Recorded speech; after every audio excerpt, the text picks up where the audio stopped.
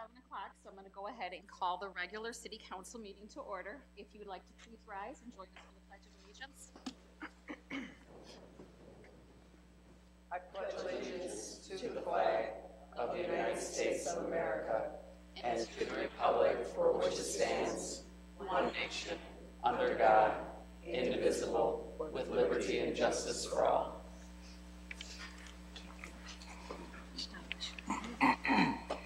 So our first order of business today is to administer the oath of office to our newly elected mayor and 3 city council members. If I could have Pauline join me at the podium, and if you do have any family present, they're more than welcome to join you too.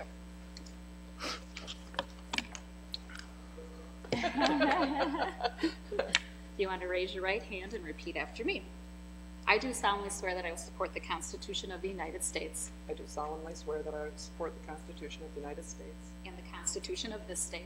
and the Constitution of this state, And that I will faithfully discharge the duties of the office of mayor and I will faithfully discharge the duties of the office of mayor for the city of Port Huron, for the city of Port Huron, according to the best of my ability. according to the best of my ability. Congratulations. Thank you.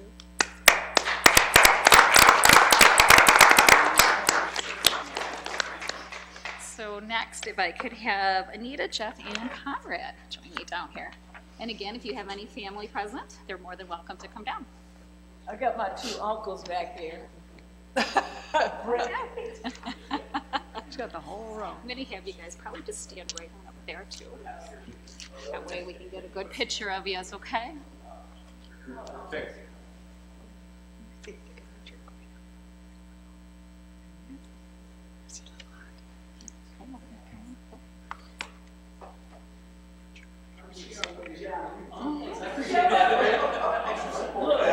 Got it. All right, if we want to raise our right hand and repeat after me. I do solemnly swear that I will support the Constitution of the United States. I do solemnly swear I will support the Constitution of the United States And the Constitution of this state. and the Constitution of this state, And that I will faithfully discharge the duties of the office of council member and I will faithfully discharge the duties of office of city council for the city of Port Huron, member according to the best of my ability. according to the best of my ability. Congratulations.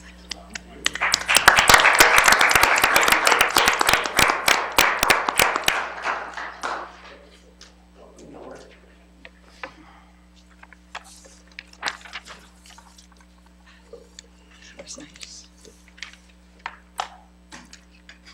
Want me to take over now? Yep. Okay. I'm glad I don't have to do that with everybody else because you're all out of sync with each other. I know. But congratulations to Councilmember Pemberton, Councilmember Ashford, and Councilmember Huron on your elections. And I'd also like to take the opportunity to thank the residents of Port Huron for voting me back into office. I appreciate that very much and plan to do the best job I can. We will move on because we're going to do a little reverse from what the agenda is because the clerk does need to take a formal roll, so we're going to do that first. Councilmember Archibald. Here. Councilmember Ashford. Present. Councilmember Haremza. Here. Councilmember Lamb. Here. Councilmember Moserak. Here. Councilmember Pemberton. Here. Mayor Rep. Here. We need to appoint the mayor pro tem, so I'm going to open the floor for nominations for the appointment of the mayor pro tem. Mayor Rep, Yes, Councilmember I would like to Mosher. nominate Councilmember Sherry Archibald, please. Thank you. Is there any other nominations? Is there any other nominations? Then I'd ask for a motion to close the nominations and have a unanimous vote for Councilmember Archibald to be mayor pro tem. So moved. Is there support? Support. All those in favor? Aye. Any opposed? Sherry, mayor pro tem. Thank you. So now, Sherry, I'll have you join me down here, okay?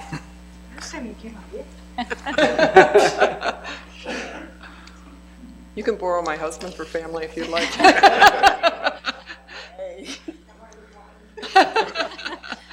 Raise your right hand.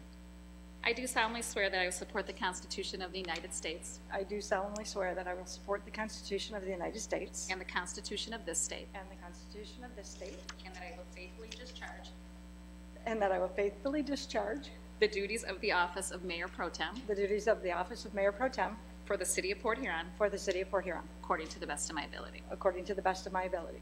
Congratulations. Thank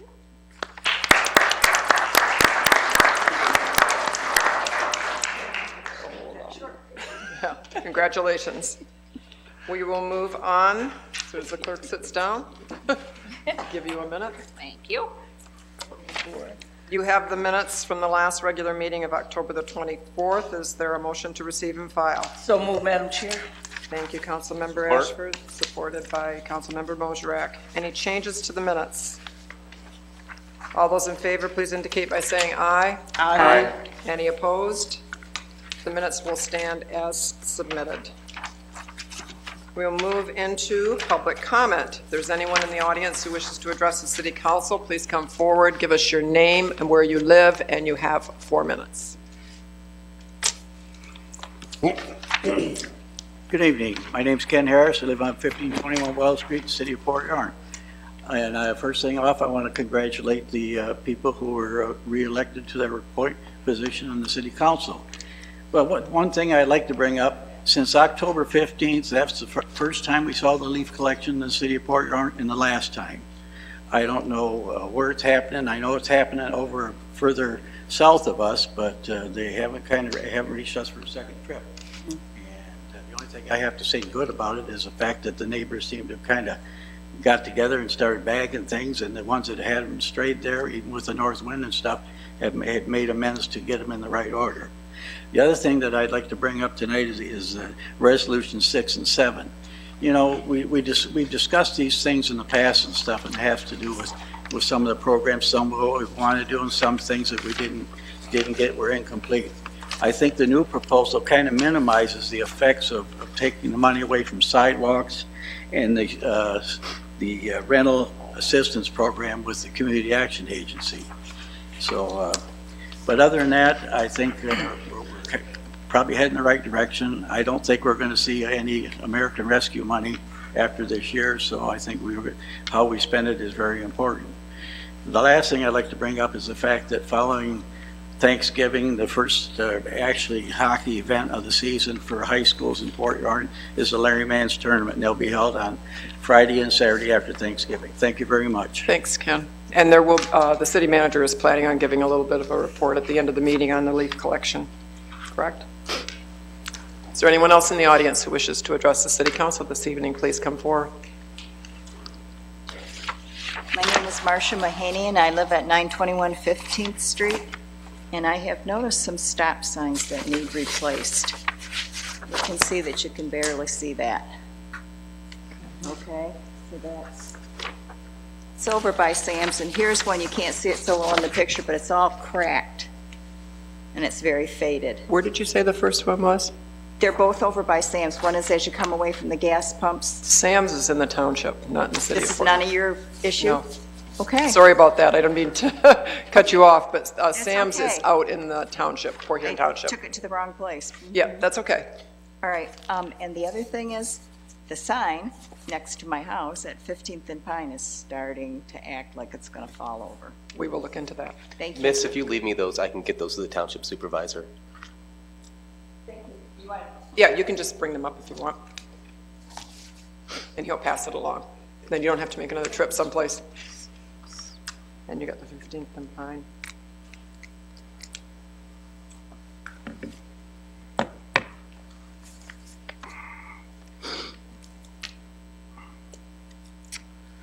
Julian Rutt, 1423 Lapeer Avenue, Polly's Place. I never quite know how I'm going to start these things, and got a bit of a curveball tonight. Ken, I actually have some answers for your leaf pickup questions, and truth is, I might have the best insight of anyone in this room about what's going on with leaf pickup, because last week that's what I was doing for 54 hours in this community.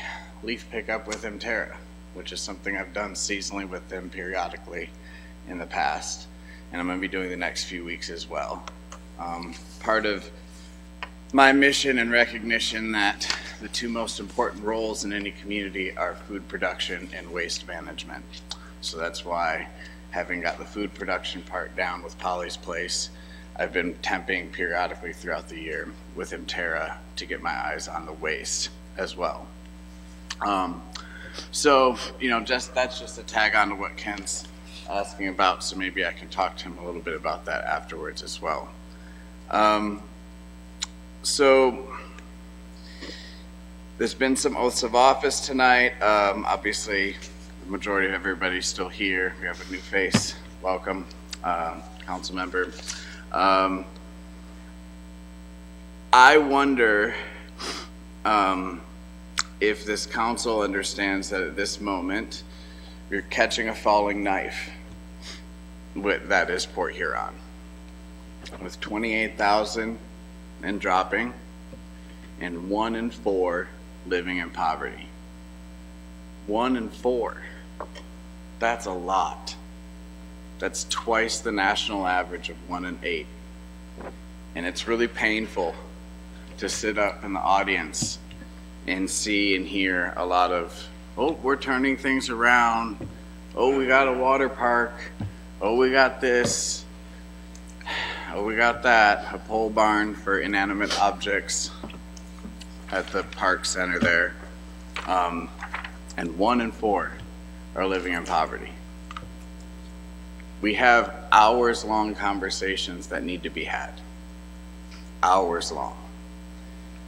The mayor recently visited Holly's place, and we talked about it, and she said we could go back and forth for hours on some of these societal issues. Yes, we could. We have to. We should. It's our jobs.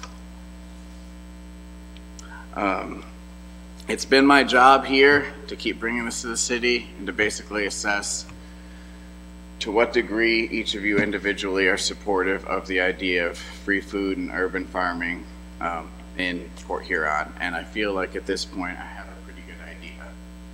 And so I'm here tonight to surprise everybody, maybe, with an announcement that I've decided to run for local office in 2024 here, for either a council member seat or for mayor.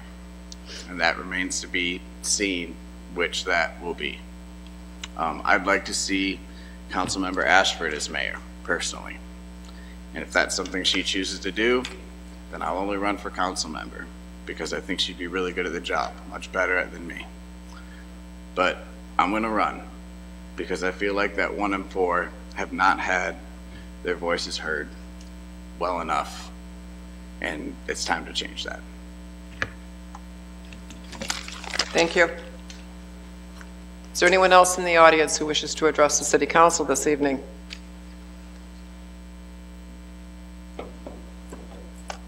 We've already discussed this once. I'll just discuss it again. My name is Cindy Hoska. I live on Jenkinson Street in the south side of Port Huron. And we're going to talk about leaves. It's enough of a pain to me that we're now going into week 3 of no pickup. And just to make sure that I was not paranoid, I drove up to the north side and I went into the neighborhoods on either side of Pine Grove, which have obviously had their leaves picked up because there are a lot less leaves piled up on either side. And I don't think there's tons and tons of people in those neighborhoods who are having it done privately. I mean, really. And I saw 3 trucks up there on one side picking them up, and I saw 2 Intera trucks on the other side in their neighborhoods picking them up.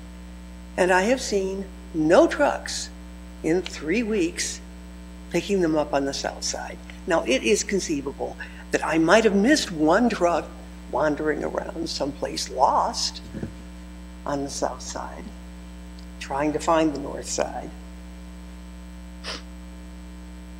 I really don't care why they're not being picked up. It makes no difference to me. But they're not being picked up. So, the city's obligation to the citizens is not being taken care of. And pretty soon, these obligations of the citizens to the city is just going to be to throw the leaves in the middle of the roads. And they're really not going to care about, oh, you might get threatened with a ticket. Oh my gosh, it's unsafe. They're really not going to care anymore because it's just not working. Thank you. Thank you. I can assure you that there is no difference where they've gone, because I live at the north end and I just got my first pickup 3 days ago. So, I don't. is there anyone else that would like to address the City Council this evening?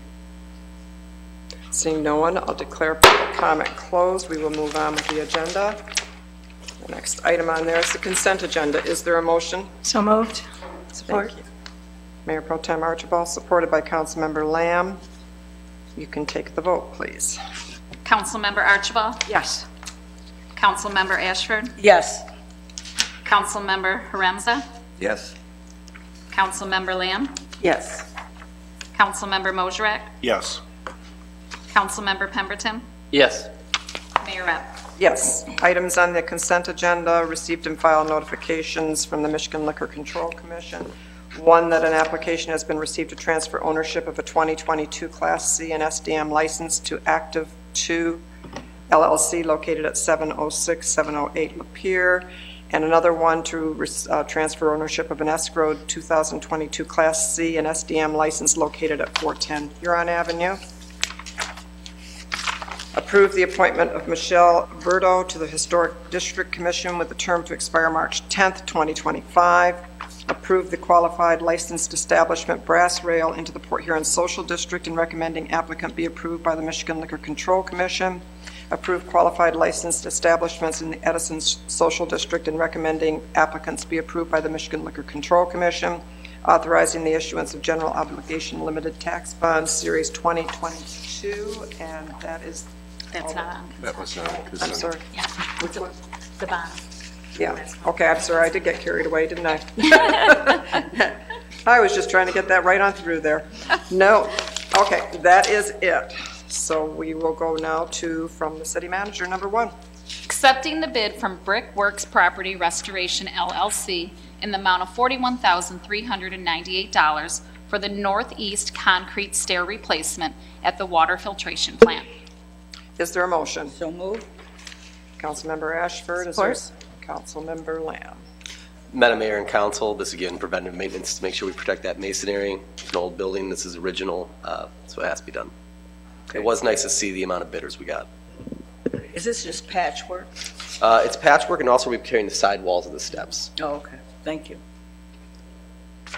Is there any other questions? Take the vote. Councilmember Ashford? Yes.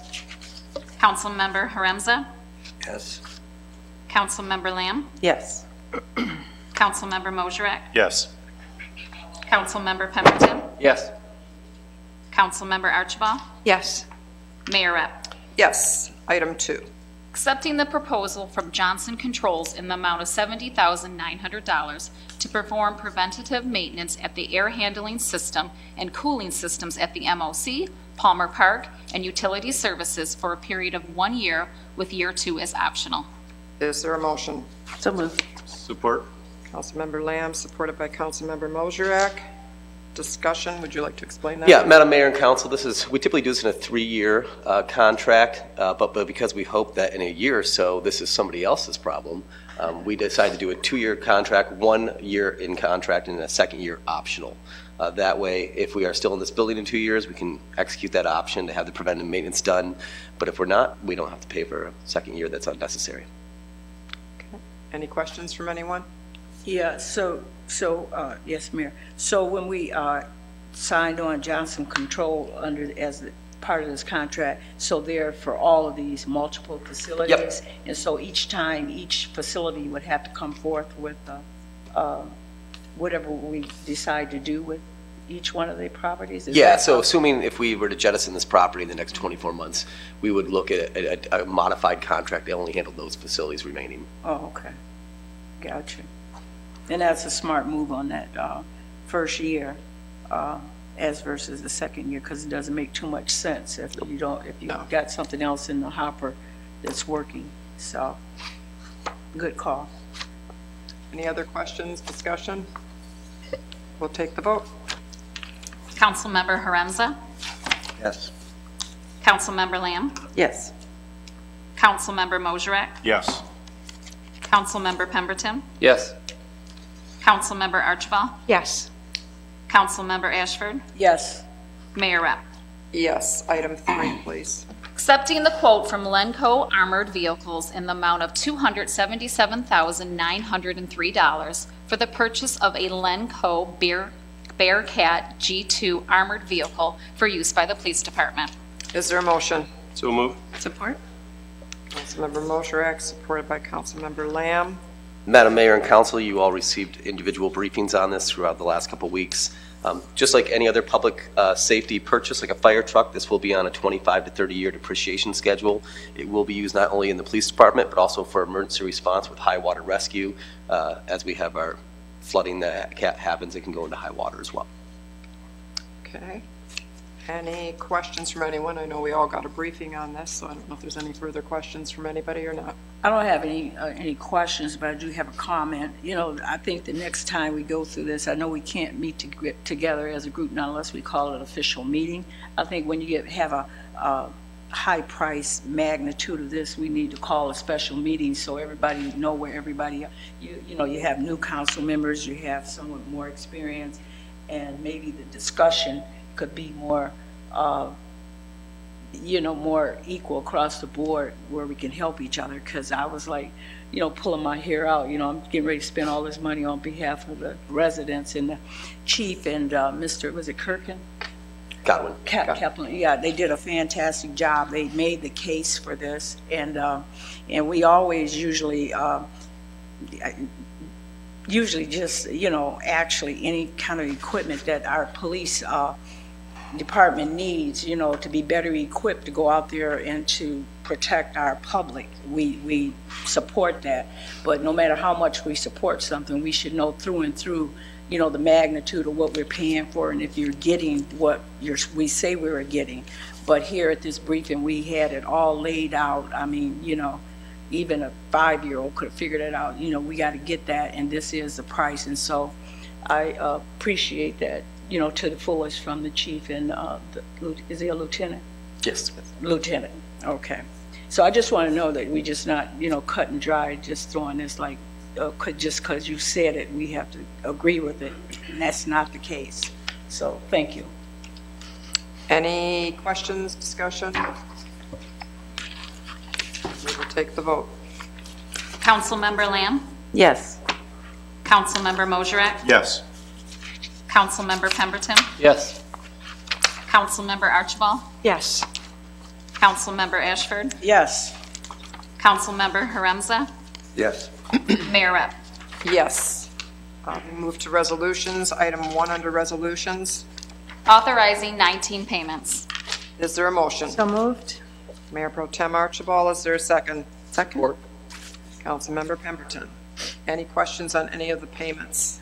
No, just a comment and a compliment that I see we don't have that many change orders. You know, I'm always looking at how we spend our money and how we're going over. There's only one this time because we were, you know, previously looking at 2 and 3 and 4s, and that, you know, had some red flags for me. Thank you. Any questions from anyone? We will vote to pay our bills. Councilmember Mosrek? Yes. Councilmember Pemberton? Yes. Councilmember Archibald? Yes. Councilmember Ashford? Yes. Councilmember Haremza? Yes. Councilmember Lamb? Yes. Mayor Rep? Yes. Item 2. Approving the agreement with BMJ Engineers and Surveyors Incorporated for professional construction engineering services for the Gratiot Avenue reconstruction and water main replacement project. Is there a motion? So move. Support. Councilmember Mosrek, supported by Councilmember Ashford.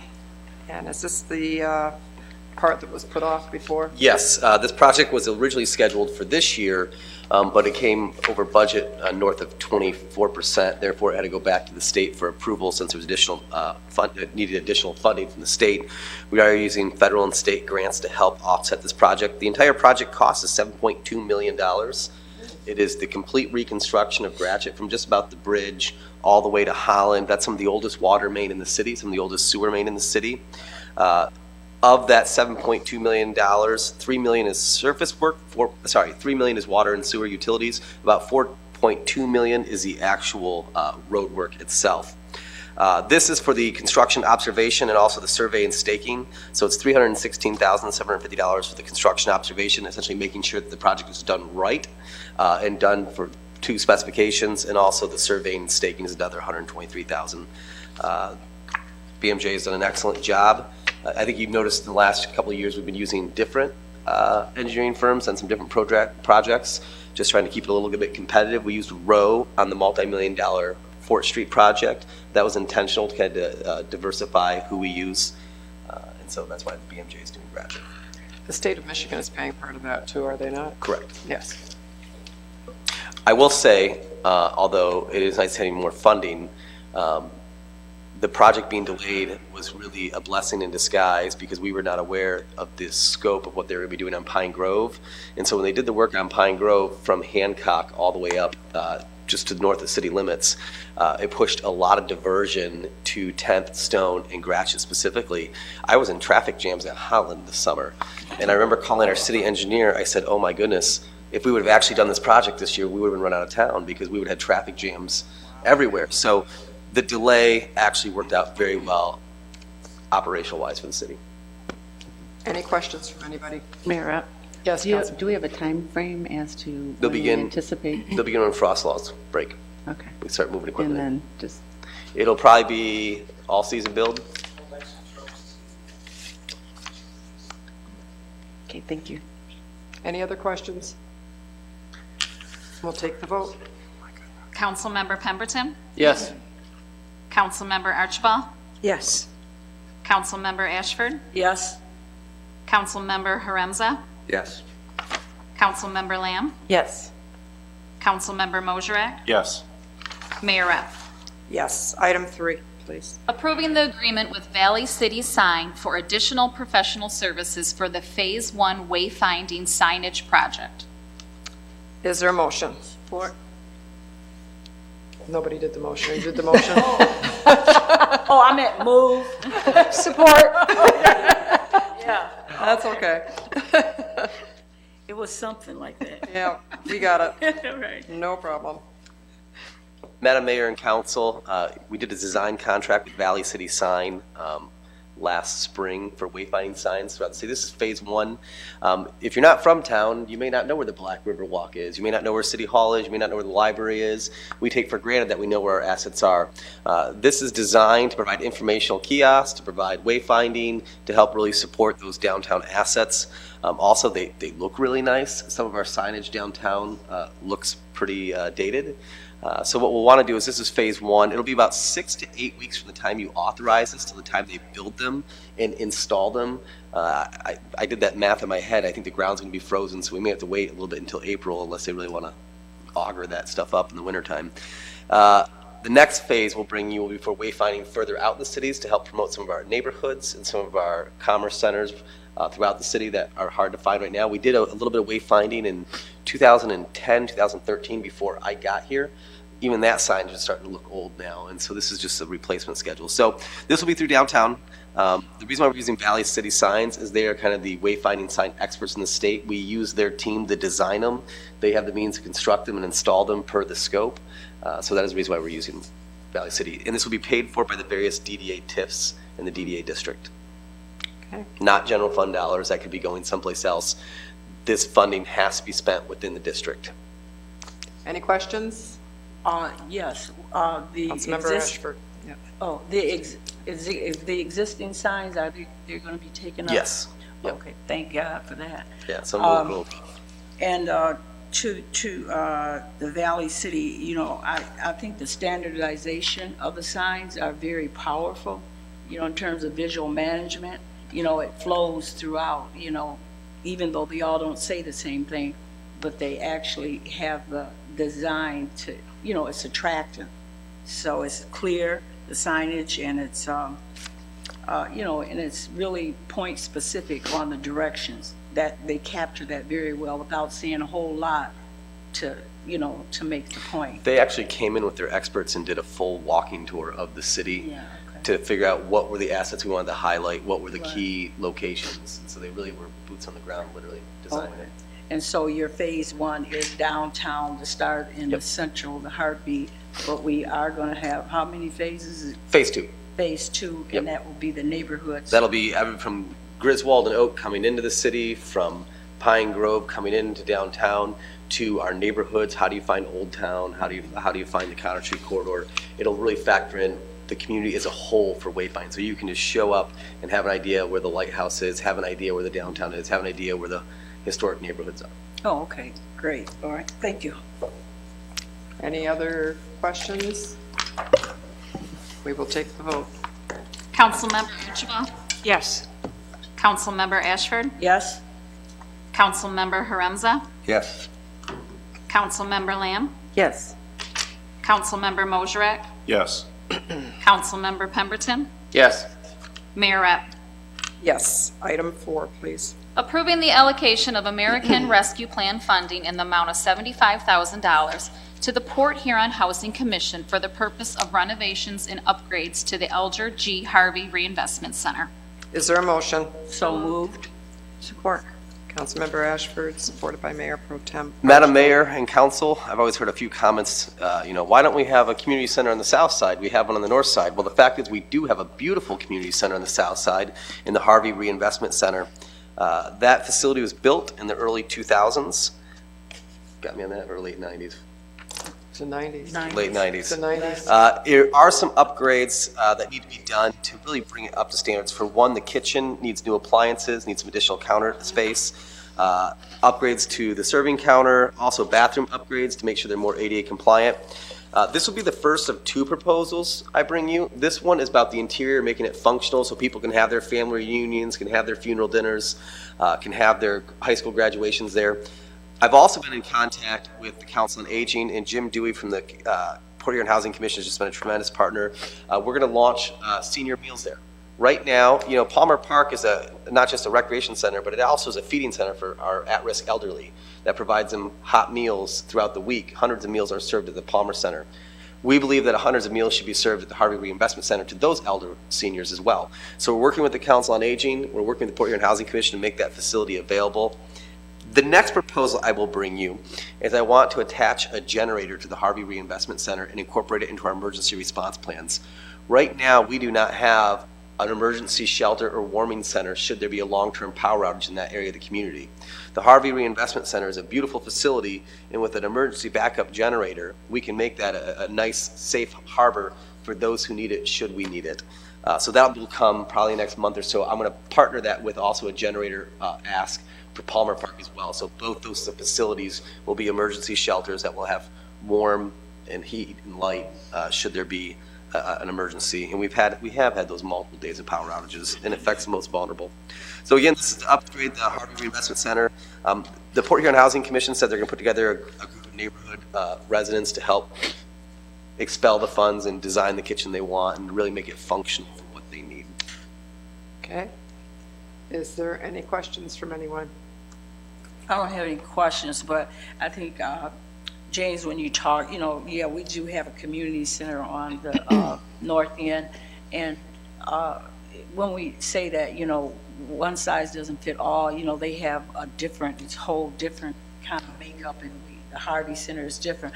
But what I do think and highly support this is that it's a start, to where they need to be down there, because we don't have enough space to have any repasses or anything. In the places that we have been going to, they've been having to eat in shifts, and it's not enough room, like you said, to have full preparation space and all that. And I like to thank James. Actually, I was sitting at home, it was a funeral, and I asked him what was he doing, and I thought, come and ride with me, and he said, no, you could ride with me. So I took him down there at a repast and showed him, literally, this is what we're dealing with down here. So that's what we do as a council. We go out to our public and we see it for ourselves as what we can do to help make a difference. And the people there were, I got so many phone calls. They were very appreciative, that you thought enough to, to come out of uptown and go down there and look to see what the, what we're really asking.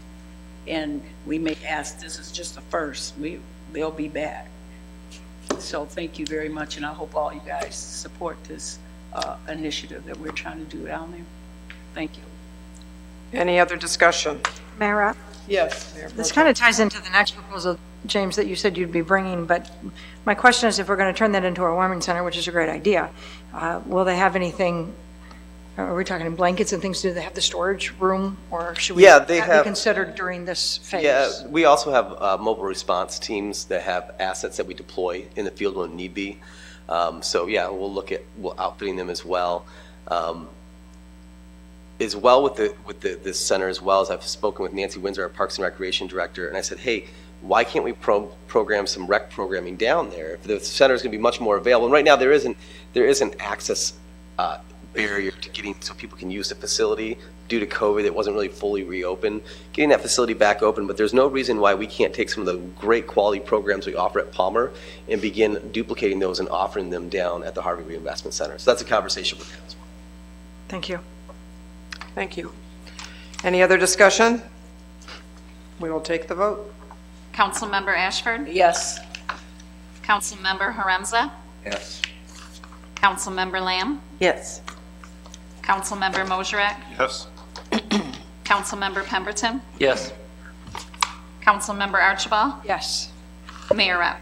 Yes. We'll move on to item 5. Approving the allocation of American Rescue Plan funding to the Port Huron Recreation Department in the amount of $15,000 over the course of 3 years for the purpose of funding the continuation of the Oldies Get Goodies program. Is there a motion? So moved. Member Lamb, is there a second? Support. Mayor Pro Tem Archibald, and I'm dying to hear what the Oldies Get Goodies program is. Madam Mayor and Council, I've actually brought in our industry experts to briefly give you an update. I think it's Emily or both of you guys coming up, or just, there we go. We got our Parks and Rec. When Nancy's out of town, they get some microphone time, so Yeah. this works out well. I'm Melanie, this is Emily. So in 2020, everything shut down. We were thinking, what in the world could we do for our seniors? As it is over the winter period, their seclusion isn't great, and there's, shut-in type things happening, and we thought, they're not going to come out. We don't want them to come out. COVID was, what it was. So in the fall of 2020, we came up with this idea of going to them.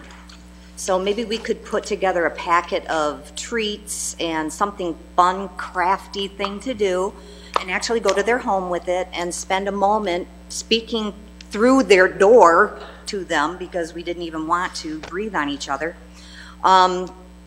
And so Nancy, of course, got the funding for us, like she does. And it was really huge that first winter, 2021. We did 8 weeks. It was a stretch for us to do it. You try to think back. We had very few staff. Emily was on the road. Mm-hmm. And it turned out to be the hugest thing. Katie came up with the idea, by the way, to call it Oldies Get Goodies, which I think is a great name. And nobody's been offended by it so far. So anyway, this would be, we did it 21, we did it 22.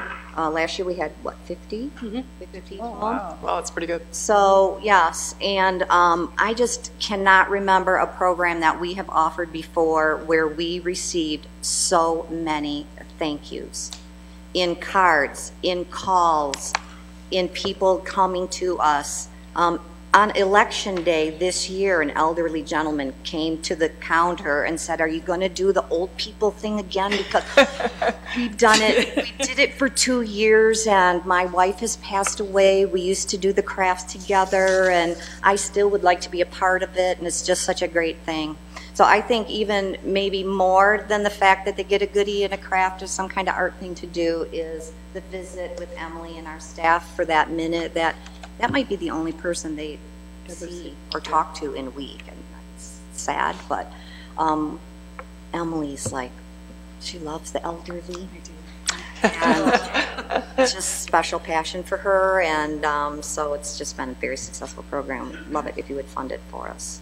Sounds wonderful. really does, and you're absolutely right, because that's kind of the premise of Meals on Wheels, too, when they take them out from the county, because that's probably sometimes the only time anyone sees anybody is that when they're delivering the meals, so it's the same kind of premise, so I'm sure they appreciate it very much. Any questions for them, from anybody? No, yes, Mayor, you still have them coming in. I think I was up there, I saw some seniors in the little area there. So Well, we have seniors that come to the recreation center, like James said, for lunch, Monday through Friday. Oh, okay. And we do have senior programming that happens there as well. Some seniors are not comfortable being in groups, due to COVID and health issues and that kind of thing, so. How many do you get in-house? For our programming, Yeah. it totally varies. Before COVID came, we would have a lot of seniors having lunch with us every day. Since then, the numbers have really drastically dropped, but we keep at it with Council on Aging. They're very careful about how they serve their meals, and our numbers are picking back up again, as well as all our cards groups and all of those. We notice those are also increasing. Okay, and when you say a lot, what would you put it at? What would you say? Well, we have like 2 different card groups. Maybe we're currently probably at 40 a week. Oh, okay. Yeah. Okay. Thank you. Any other questions, comments? Thank you. We will take the vote. Councilmember Haremza, Yes. Councilmember Lamb, Yes. Councilmember Mosherak, Yes. Councilmember Pemberton, Yes. Councilmember Archibald, Yes. Councilmember Ashford, Yes. Mayor Rep. Yes, item 6. Authorizing and approving the submission of the city's amended annual action plan for program year 2019 to the U.S. Department of Housing and Urban Development for their review and approval for the purpose of allocating CDBG-CV funds. Is there a motion? So moved. Support. Mayor Pro Tem Archibald, supported by Councilmember Mosherak. And yes, you look anxious to come up here.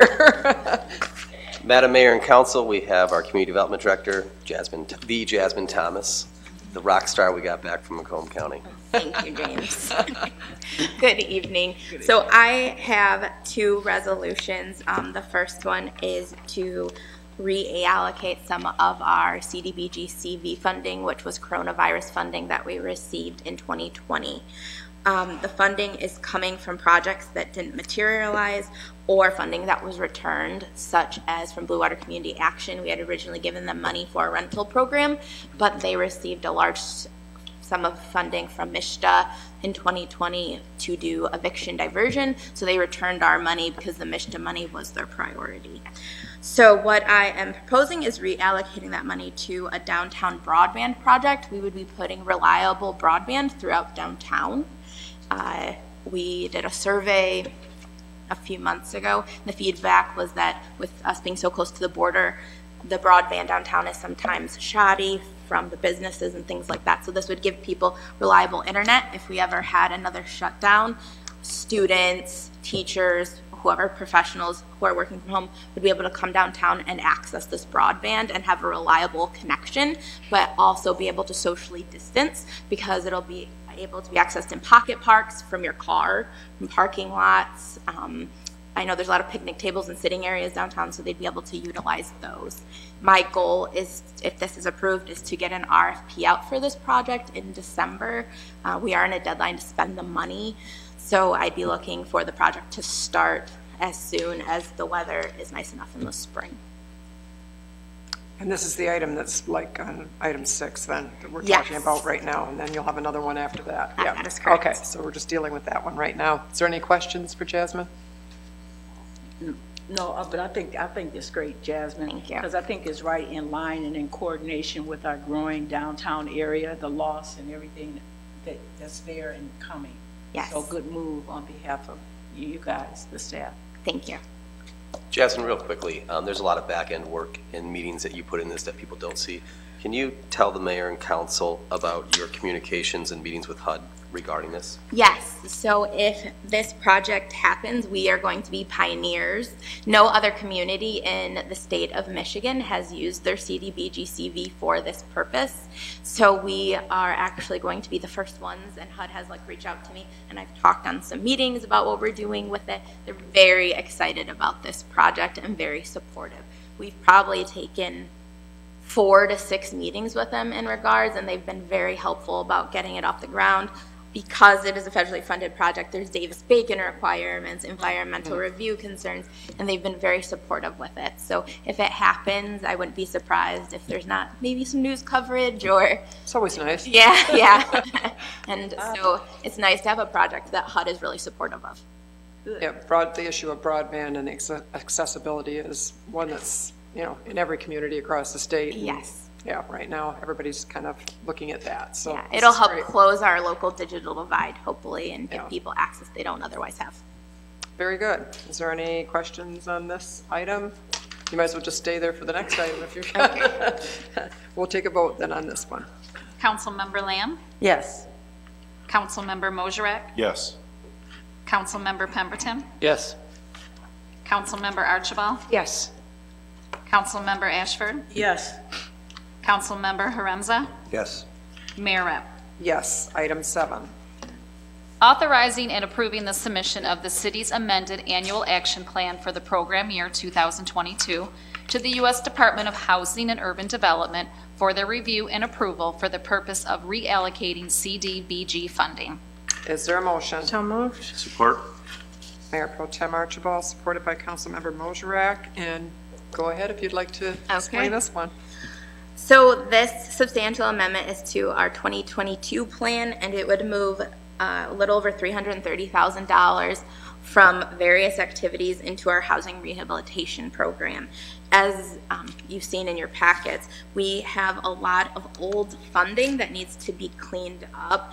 If you aren't spending funding, HUD will flag your activities in IDIS, which is our HUD reporting repository. So 5 of the activities on the substantial amendment have been flagged from HUD for non-expenditure. There's various obstacles as to why we haven't spent, for instance, sidewalks. We have not been able to fund a sidewalk project because of not having enough funding in that category. Davis-Bacon is required for any federally funded project over a certain threshold amount, and sidewalks would have triggered Davis-Bacon, which automatically raised your cost 25 to 30%, plus the increase in material costs and things like that. We just weren't able to get enough sidewalks done for the money we had allocated to, towards sidewalks. So for that reason, that money is proposed to be moved. Rental rehabilitation, we just don't have the interest for those programs. We might have a landlord that's interested, but getting the tenant to comply and give up their personal information and their income for 5 years is a big ask of the tenant. They have to be willing to submit income yearly, and we have to ensure that they're a low to moderate income tenant. So if a landlord switches a tenant out, they have to basically reapply and submit that income, and we have to approve that tenant. So for that reason, we just don't have the interest in it, and the compliance with it is very difficult. So all of this old money needs to be cleaned up, and for that reason, I'm proposing to move it into our housing rehab program, which we have a demand for like crazy. It's our most popular program. And what exactly is that cover? So it covers exterior repairs up to $25,000 for any low to moderate income city resident. We do a lot of siding, roof repairs, porches, gutters, cement work. It helps keep people's housing sustainable, and it helps with affordability because they otherwise wouldn't be able to make these repairs, and then they could be blighted. Things will go into disrepair. A lot of our referrals actually come from blight. So we're able to help people maintain their homes and maintain the neighborhoods. Most of the people we help hear about it from word of mouth. Their neighbor got it, and so they call and say, do I qualify for this? And things like that. So we're right now have $425,000 earmarked, and we have about $462,000 remaining in our budget for this year, and we have 17 active applications. So 425,000 is earmarked. This 330,000 would let us help about 13 more households. Good. Very nice. Any questions for Jasmine? Not for Jasmine, no. Or I question have in one. You have a general? question? Go ahead then. I just want to verify that we did the sidewalks in the ARPA funding, and that's still there, and we still have the sidewalk plan? Correct. Just making sure. Yep. Thank Using the different pot of money will avoid Davis-Bacon. Right. It also avoids the environmental review as well for some of the sidewalks, which was significant to do an environmental study for ripping out. It's crazy. So we can avoid that with the ARP. Thank you. Just one. Yes. Go ahead. Anybody else? Go ahead. Okay. Yeah, Jasmine, can you explain the risk factor if we didn't use this money, and how does that look as far as the agency HUD is concerned? Yes, if you don't spend the money, it gets recaptured. So there is a time frame. That's why I'm pushing to get this done, because the 2016 funding on here, the 2016 sidewalks, would go up for recapture in a few months. So if we can get the money moving and get it spent, we can keep it. If HUD takes your money, then they will reduce your next year's allocation by that much. So I don't want to put our money at risk for being relinquished or reduced. And as a follow-up, and what are the repercussions of that whole scenario? As far as from HUD? Yes, from HUD.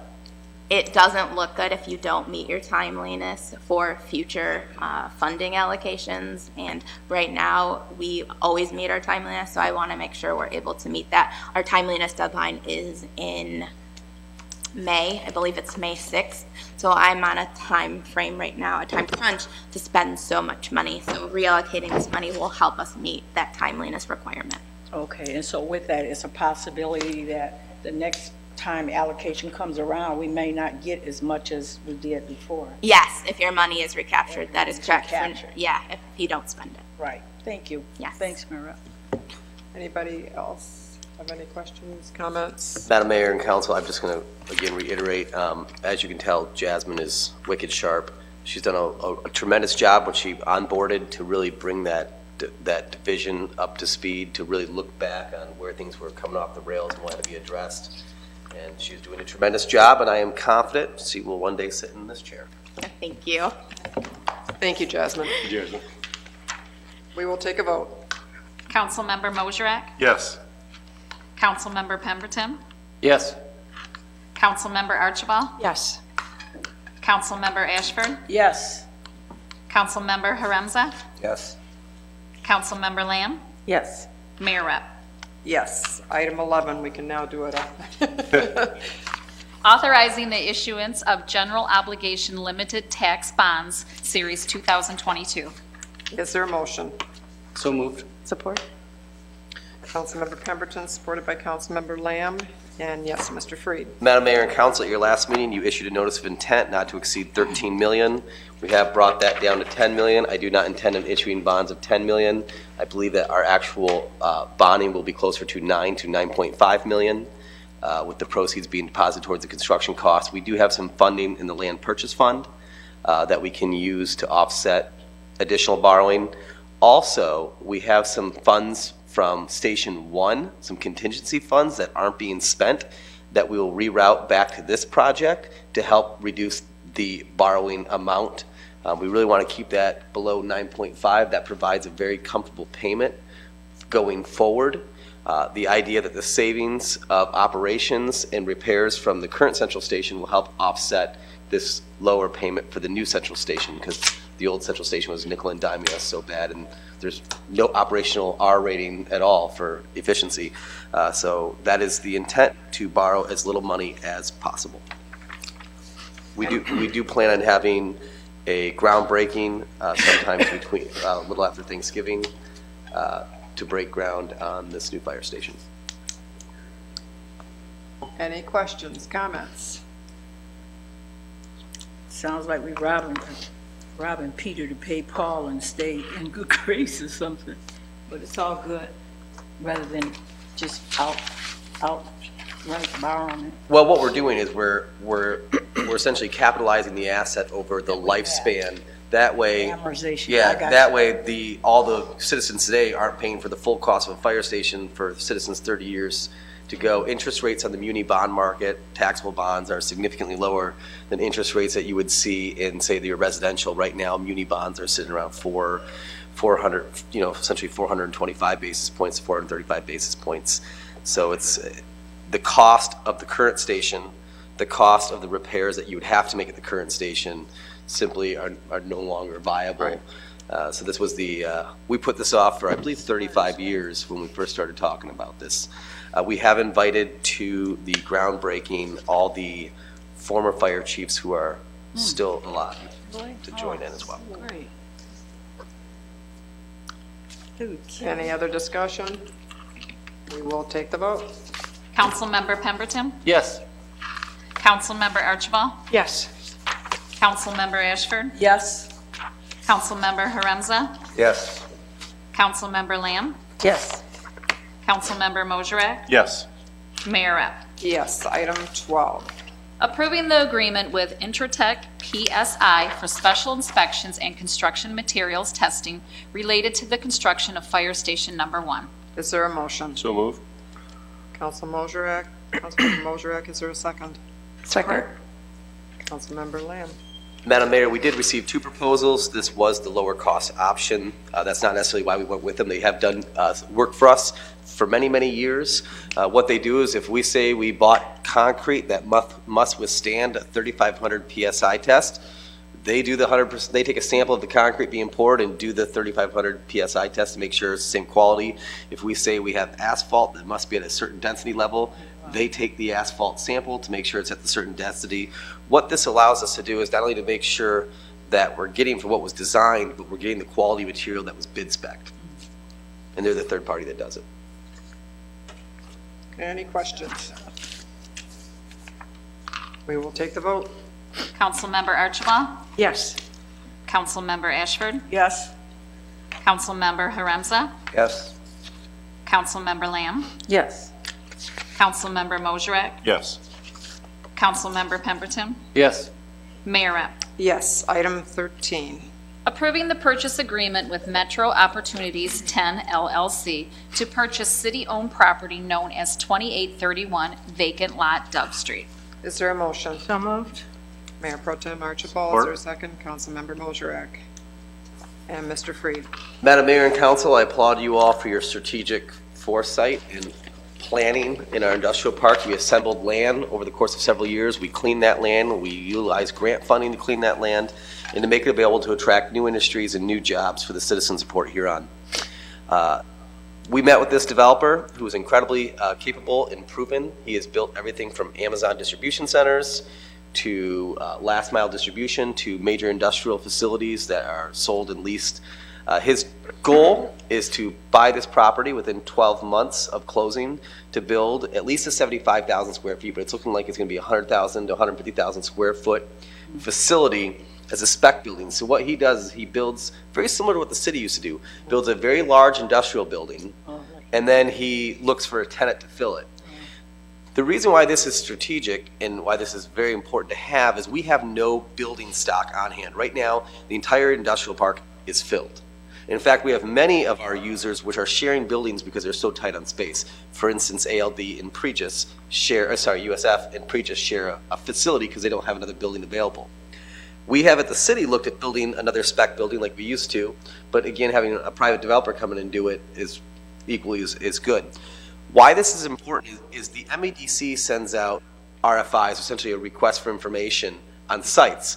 So we'll get an email to the EDA that says we have company X looking for 100,000 square foot building with 32 foot ceilings. It'll be a $15 million investment, 100 jobs. And we have to submit a building or a site. Well, all we submit right now is we have land to build it, and maybe in 12 to 15 months you'll have a building there. Well, the problem is a community that has a spec building already built that's ready to move in ready, they win. Yeah. And so it's competitive bidding, and it's how fast, when these companies need to expand, typically they land a contract. If it's a tier 1 auto supplier, they'll land a contract, and GM will say, you need to start making the widgets within 6 months. So they have to onboard a facility, deploy operations and stand up operations relatively quickly, so you can't wait for a building to be built. So the good news is we're also selling this for good money. We're selling for $20,000 an acre for vacant land. It'll be 8.23 acres. It'll be $164,000 will be the proceeds, which will be deposited back in the land purchase fund. If they do not build the building within 12 months of closing, and he wants to close before January due to some tax issues, we'll close before January, then we can claw back at the same price. Very good. Is there any questions, comments? People ask, what does the EDA do for us? This developer found this site using the EDA website, which has a whole database of all the properties and land available within the county. And so they went to the EDA website, they found a piece of land, they're going to build a 100,000 square foot building, and hopefully there's a new industry and hundreds of new jobs for our residents. So this is strategic. Good move, because we did used to do that with the city. The incubator. We've debated doing it again. Yeah. But it's better to have a private person do it, so we will take the vote. Councilmember Ashford? Yes. Councilmember Huron? Yes. Councilmember Lamb? Yes. Councilmember Mosherak? Yes. Councilmember Pemberton? Yes. Councilmember Archibald? Yes. Mayor Rep? Yes, we'll move to ordinances, and there is one tonight, if you'd read that. First reading, an ordinance to amend Chapter 52 zoning, Article 3, District Regulations, Division 1, generally, Section 52-162 map of the Port Huron Code of Ordinances to rezone the properties generally described as 3555 Walnut Street, 1010, 1012, and 1014 Holland Avenue, and 1012 vacant lot Holland Avenue from an A1 zoning district to a B zoning district. Is there a motion? So move. Support. I don't know who It moved. was Was it Lamb? Lamb. Okay, sorry. Councilmember Lamb, supported by Councilmember Ashford. Is this something obviously came before the Planning Commission? Yeah, I'll have David speak to it. Okay.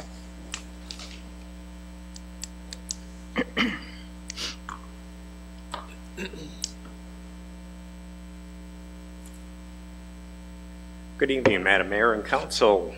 This was brought before the Planning Commission as a rezoning request from the building owners in order to kind of clean up the zoning for this particular piece of property. If you're not familiar with the group of buildings on the corner of Holland and Walnut, it is a group of office buildings, obviously designed and built as such, but had an A1 multifamily zone. Unfortunately, with a multifamily zone, you have only the option for an office use with a special use permit. So as the buildings were used and they've become vacant over a period of time, they'd have to reestablish their special use. Well, that got to be very cumbersome and really wasn't functional for the design of the building. So they came forward and asked for a neighborhood B zone. Gives them more latitude. They can bring in now a hair salon, a barber shop, flower shop, on top of use of office. So it gives them more latitude for their tenants for how the buildings were designed, at the same time recognizing that they are part of a residential area, so you have that lesser use of a B zone. So this will streamline the process of not only finding tenants, but more, it's a zoning that's more applicable for the building itself. Very nice. I assume there's no objections to the There neighbors? are no objections. Any questions for David? Yes. Would that be like spot zoning? Well, for the B zone, we only have a couple of instances where a spot zone really makes sense, and you try to avoid that term spot zone and zone Okay, I didn't know what else altogether. to call it, yeah. It's an illegal process. But this is a neighborhood business, and these were meant for these little pocket commercial spots that have been built over the years. They're very low intensity as far as their use and in what type of businesses can go in there. The only other spot zone that we would have would be the A2 zone which is meant for the higher density housing developments, Oh, okay. which are also in very pocketed areas. It's not like it's a general broad area that you've designated for high density, high rise developments. They're typically specific to the project. Yeah, and I frequent that place, and I know what, right there on Walnut, and it does kind of just mish in with the residential area. Mm-hmm. Okay, thank you. Any other questions, comments? Thank you. We'll take the vote.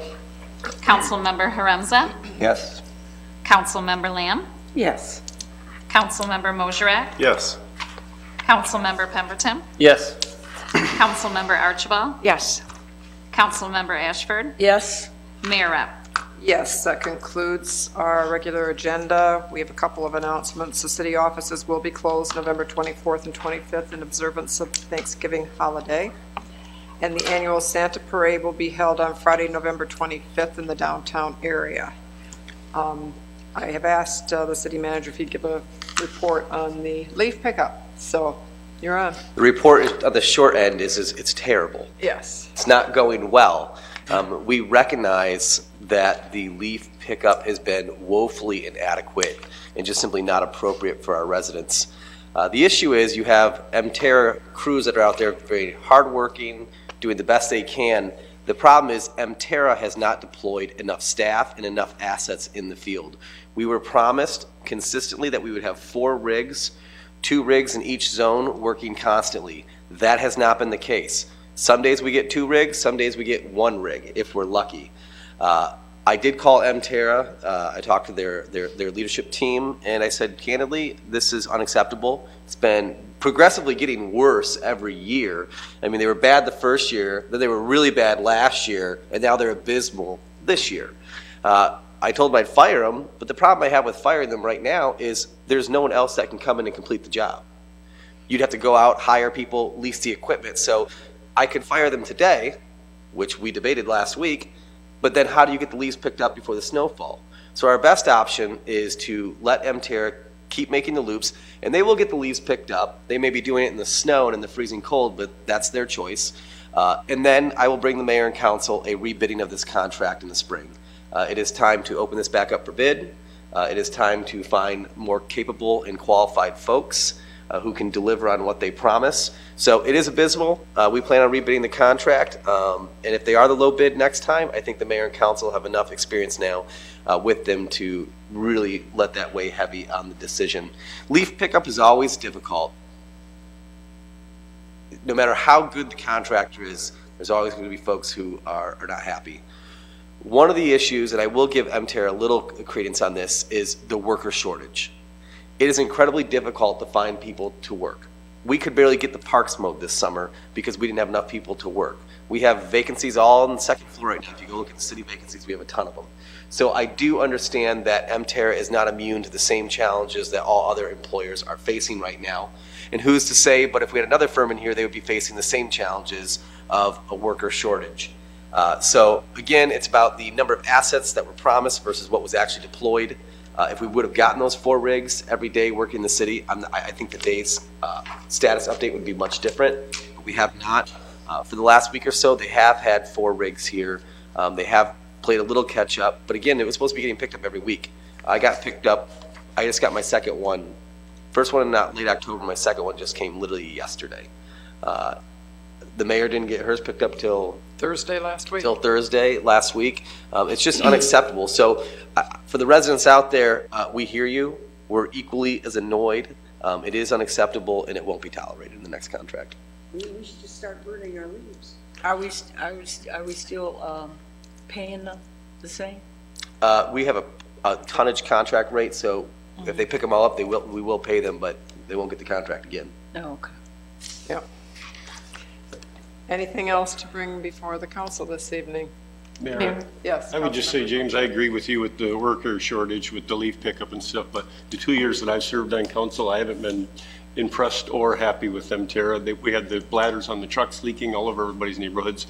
I don't know who all received calls on that, but especially in my neighborhood, they had the leaky bladder. So I think there's a lot for this council to sit and review as far as continuing our relationship with them. So, thanks. Anything from anyone else? Yes, Mayor. Yes, go ahead, Councilmember Lamb. I just would like to acknowledge that this past weekend I was over in Zeeland with our swim team from the YMCA, the Blue Water Otters, and they represent our city very well. The relay freestyle team brought home a silver medal, and they're going to be heading to the state champions. Very nice. For us in, I do believe it's February. Very good.